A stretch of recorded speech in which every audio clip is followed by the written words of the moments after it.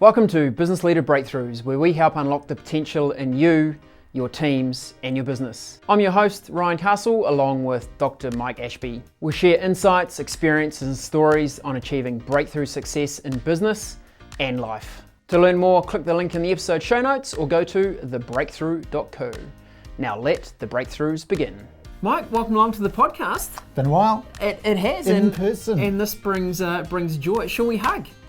Yeah, okay. Yeah, there we go. Good to see you, buddy. This is our first podcast post-COVID, so first time we've been in the same room recording the podcast, which is a treat. Yeah. And of course, I'm a hugger.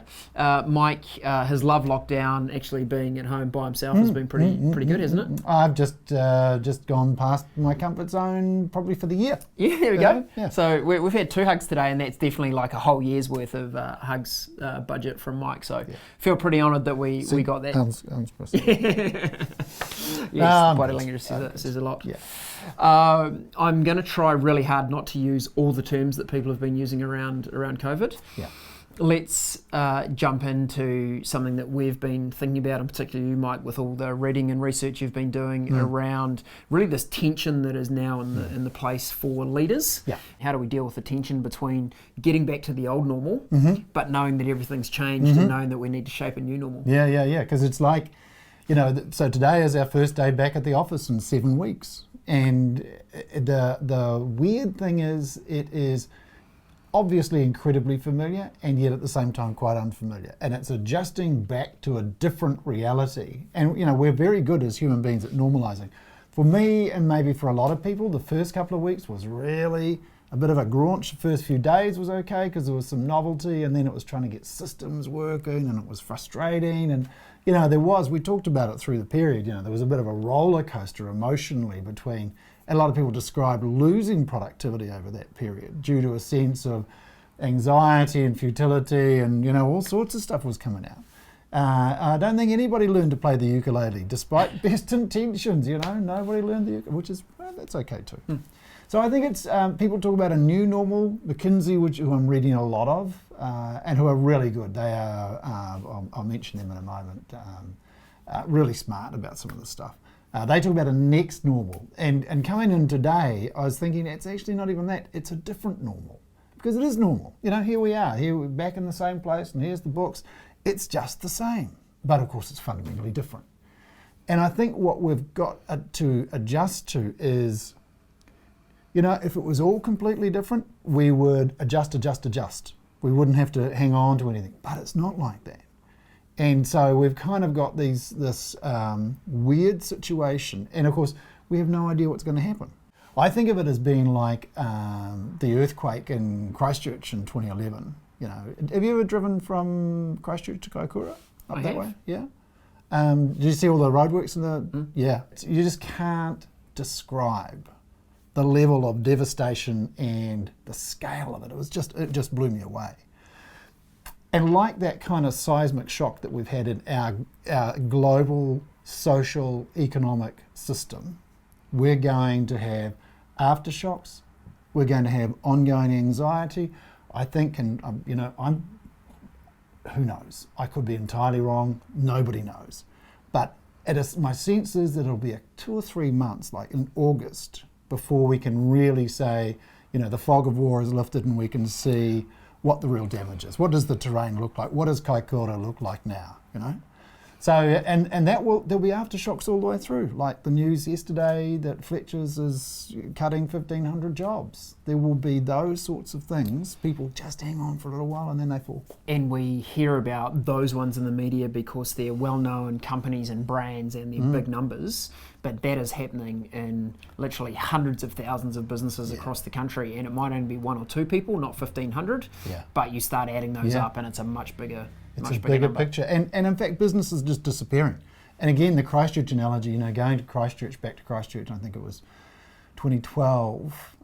So it was maybe 6 or 9 months, and it was just horrific as a Christchurch boy to go back there and just see the empty spaces where buildings had been. Beautiful buildings, beautiful, heritage buildings were just gravel. It was just awful. And we're going to have some of that. We are going to, we're going to observe businesses just missing. So we're going to have to get used to that. There's a lot of anxiety that goes with that. The uncertainty about what's going to pan out. It's tough.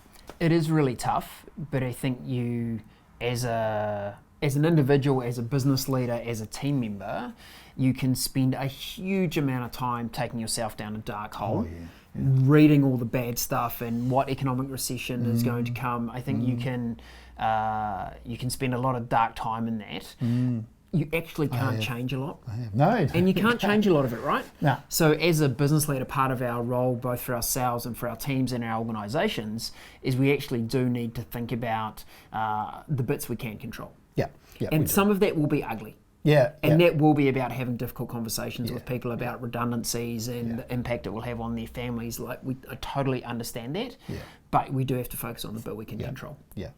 And I think it's at the same time as that's going on, we've got this tension, as you said at the outset, between the stabilise and the adjust, because we are going to have to adjust. When the system, as an old systems theorist, when the system changes like that, when you take out, even in our own economy, you take out tourism, international tourism even, domestic tourism sounds like it's going to pick up some of the slack, but not all of it, not possible. No. And the hospitality industry, that's about 6, 8, 9% of the GDP.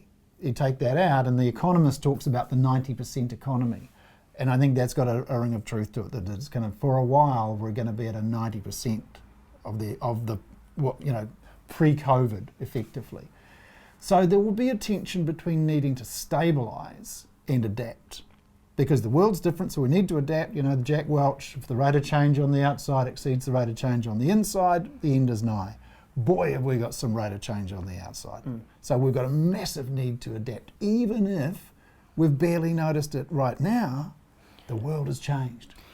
And I think that point around barely noticing it right now, when we come back into the office today, actually feels pretty similar. We've got the same people, the same furniture, the same books, the same things going on. And if you allow yourself to almost bury your head in the sand, you can go, this just kind of feels like it was pre-COVID. But the rate of change on the outside is immense. So if you're a business leader, if you're a people leader, you want to be ahead of the game here and thinking about what's coming. And some businesses haven't been impacted that much. They've been in industries that haven't been impacted downwards. They might have been impacted upwards. They might have faced some serious growth strains. Doesn't matter whether your revenue is the same in May as it was in March or February. The world has changed, and you are going to have to adapt. But at the same time, you've got all those anxieties, and people will be anxious about their health long after the virus has been controlled. People will be anxious about their job security and their economic welfare long after the redundancies are through. The fear will linger for a long time. So we've got the need as leaders to stabilise what we've got right now, and that's about how do we recover what we've lost to the extent we can. It's about rebuilding what we had, in terms of customers, processes, marketing, our core way of being, rebuilding our operating model. And it will be, of course, very similar. We will try to do it in the kind of, in the shadow of COVID, but also in the light of what we used to do. We'll want to reinstate as much as we can. It'll be natural because, it looks familiar. So we can just go back to the kind of the way things were. And we get more emphasis on the normal and less on the different. Inside that, we need to reassure people. We need to kind of give people confidence in their future without misleading them and saying, hey, everything's going to be exactly as it was, because it certainly is not. Because the other side of it is the need to adapt. And getting that balance, in our team and in the conversations that we're having with clients, how are you seeing that kind of stabilised piece with clients? Where's their head at? A real mix, I think, and it depends a lot about how their business has been affected. I was on a mastermind collab group this morning, 8 business owners. We've got everything from someone who's virtually had 100% revenue drop, through to someone who's got so much growth they don't know what to do. So depending on where they are, and that's kind of affecting them. Interestingly, The person with the most growth was probably the one that looked the most tired. He did look stressed, didn't he? I saw. I came into that meeting. He looked pretty knackered. Got a lot going on. So the two sides of that coin. The challenge that we discussed this morning was to not just reinstate for the sake of reinstating. That's the point. It's a great time to question how we've operated. Now, is this the way we should get going? Should we just reinstate everything we used to do? It's a good time to question the people. And look, the people who we're talking to who are demonstrating the most innovation are those who've lost the most, because now they've got nothing to lose, and that's when innovation really happens. You know, the conversations I've had with people about, well, we don't need an office.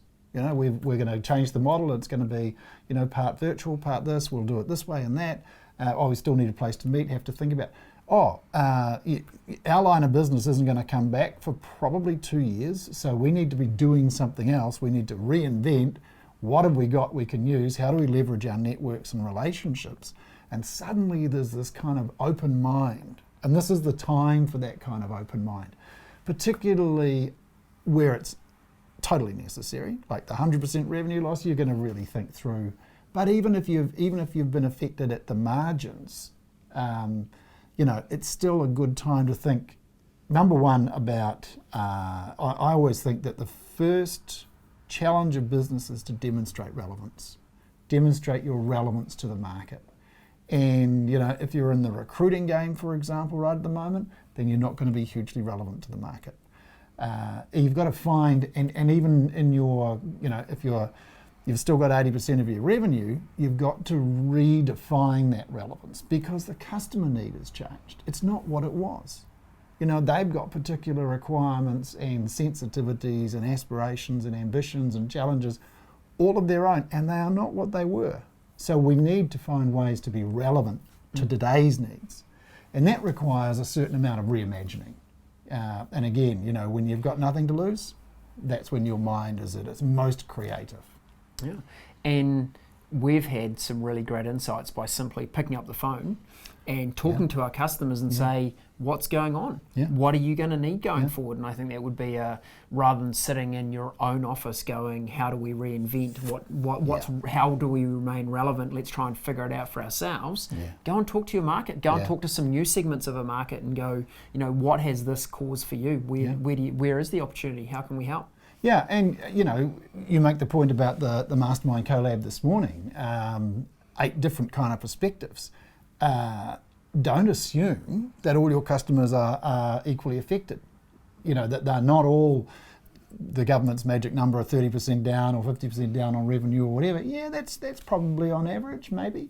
But across that, your customers, particularly your A-class customers, are going to have very different experiences of that. And understanding what those experiences are and reimagining how you can be relevant. And I guess it comes at 2 levels, really. There's the business model, how you can be relevant to your market and how you can reimagine and re-engineer yourself to be relevant. And then there's how you work. So there's the business model and there's the operating model. And this is an opportunity, because we've been so significantly disrupted, to reimagine how we work, re-engineer how we work. And I'm really thinking a lot about how we work in this different normal, how we take advantage of what's happened, how we hold on to what we need to hold on to, because there are definitely some things, but that's the subject of another conversation. I think the point out of today is really about, you know, managing our heads and our hearts in this different normal. And as leaders, how we manage that tension between stabilizing and reassuring people without trying to lock in what's gone. That's the real challenge, because if you just try to reinstate what you had, you are reinstating something that is no longer relevant. You know, even when we get to a post-COVID environment in about 5 years' time, because that is the scale of the change and the challenge, it's not going to be like it was in February 2020. Correct. It's going to be completely different. The world has changed forever. And so we need to get that. And our heart piece, I think, is about locating compassion for people who are going through their own pressures and stresses and anxieties arising from maybe what's happened to them, maybe how they've been dislocated, maybe how their role is going to change, maybe their skills need to change, maybe their social relationships have been disrupted. All sorts of stuff has been going on. Who knows what's been going on behind closed doors for the last 7 weeks. Some of it's really good. Some of it has been an absolute discovery, both good and bad. So being with people at a compassion level and for yourself, recognising that these pressures and stresses are very subterranean. That was my observation as I observed myself. I was thinking, what the heck, what's going on here? You know, I have a wonderful setup. My wife and I, we've had a wonderful time. Our dog is super happy. Totally. High contact hours. High contact hours. She just kind of migrates between us at different points of the house, and wherever we are, she's there. So it's actually been really, but at the same time, I was aware of an unease and a tension. And even if it's not stress in the usual shape of shoulders like that and gut clenched, actually, this level of change and instability is a source of massive subterranean tension for all of us. So I think recognising that as leaders, and that's the start point, that's the compassion start point. And then I think we have to open our minds up. We really have to close the door on what's been and open the door to what might be, that kind of reimagining piece. We have to be very deliberate about that. We will be pulled because we tend to inertia. We will be pulled back into the kind of stabilise the way things were. And because we suffer from myopia, it's really hard to see what that long term is, particularly now when there's so much chaos, and it is chaos. And I think it's actually at one level, we'll see this as a really exciting time. But there's a lot of water to flow before we can get to that level of excitement.